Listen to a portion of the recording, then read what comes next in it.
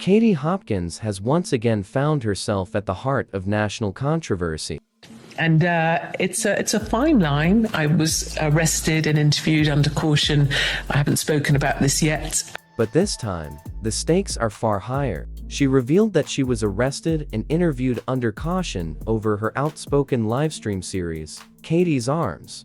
According to Hopkins, the charge falls under so-called online communications offenses, in plain English, a crime of speech. She is now waiting to hear whether formal charges will be brought against her. Let that sink in. In Britain today, a political commentator can face arrest not for fraud, not for theft, not for violence, but for words spoken into a camera.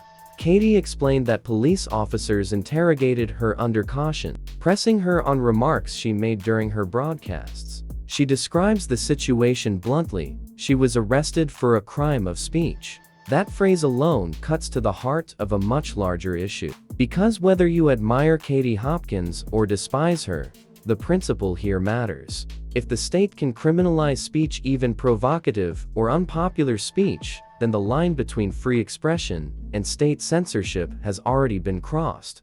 Britain is sliding into a world where comedians, commentators, and even ordinary citizens risk being dragged into police stations for the words they use. We've seen it before: arrests for social media posts, for jokes, even for so-called misgendering.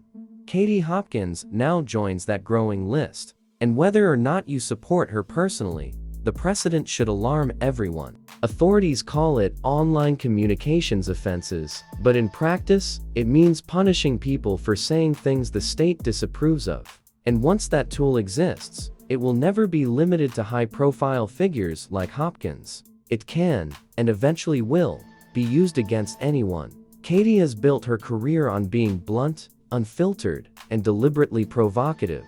Her livestream, Katie's Arms, has become a platform where she challenges government policy, political correctness, and what she calls the erosion of free speech in the UK. She waits to learn whether she will face criminal charges and potentially a prison sentence. All for words. And let's be clear, that is exactly what the establishment wants: to make an example of a high-profile dissenter, in order to frighten others into silence. The timing is no coincidence. This comes in the same year that Britain has rolled out sweeping new powers under the Online Safety Act, with Ofcom now acting as the speech police of the internet. Combine that with an expanding list of hate speech and harmful content, and the space for free expression in Britain is narrowing fast. Katie Hopkins has always been a divisive figure. She has been demonized by the mainstream media, shunned by advertisers, and repeatedly deplatformed. But now, the prospect of prison for livestream commentary marks an entirely new stage. It pushes Britain across a dangerous line into authoritarian territory, and it leaves us with the chilling question: if Katie Hopkins can be arrested for speech today, who will it be tomorrow? What my comedy shows do, they allow people to laugh at the things you're not allowed to say, because I can just about get away with saying them now in the guise of comedy. And it's a fine line. I was arrested and interviewed under caution. I haven't spoken about this yet, about 3 weeks ago. And I'm waiting to be charged for the crime of online communications, crime of speech. For my Katie's, I do a pub night online called the Katie's Arms. I love the Katie's Arms. So I've been arrested for that. I see. Because of what I said on my Katie's Arms pub. You know, when you talk about that, the role of a comedian, it reminds me of the role of a journalist. Because when I was growing up as a journalist, you know, we didn't expect to be liked by the government, and we always got complaints from the audience. And you were sort of, and the mantra was, if you're hated by everybody, you're doing something right. You know, if everybody's unhappy with you. And then suddenly along the way, we became crowd pleasers. I don't know. And there you have it. Katie Hopkins, in her own words, describing what it means to be arrested in Britain today for nothing more than speaking her mind. Whether you agree with her or not, the principle is crystal clear. When speech itself becomes a crime, democracy begins to die. But while one part of Britain is cracking down on free expression, another debate is unfolding in politics, this time on immigration. A senior Liberal Democrat MP, Marie Goldman, has urged the government to accelerate asylum application processing, arguing that the system is broken and failing both the public and asylum seekers. Goldman told GB News that approved asylum seekers should be allowed to fill critical workforce gaps in agriculture and hospitality. She said, "We need more people in our hospitality industry and people picking our crops."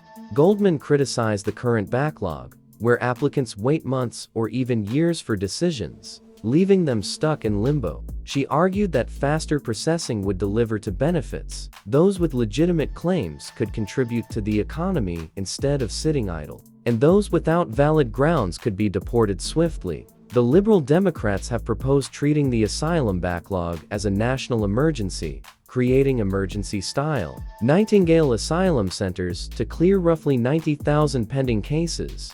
Party leader Sir Ed Davey has confirmed plans to triple staffing levels dedicated to asylum decisions. He framed the reforms as both economically sensible and morally necessary.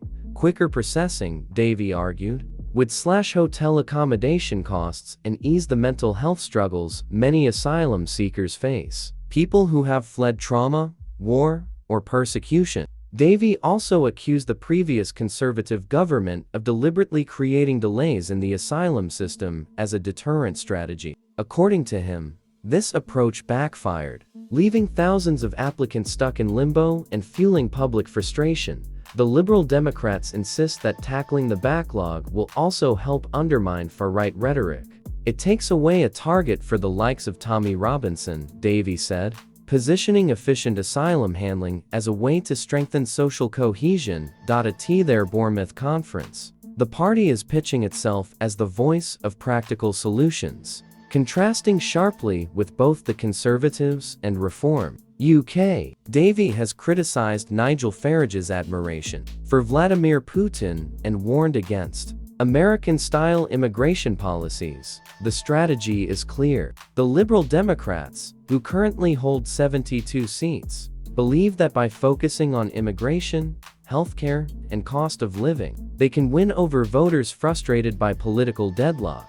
Their message is urgency, efficiency, and compassion. But the big question is this: can the Liberal Democrats turn this ambitious platform into real electoral gains? Thanks for watching. If you enjoyed this video, don't forget to hit the like button, subscribe to the channel, and turn on the notification bell so you never miss our updates. We'll be bringing you more interesting stories and analysis very soon. Until next time, take care and stay informed.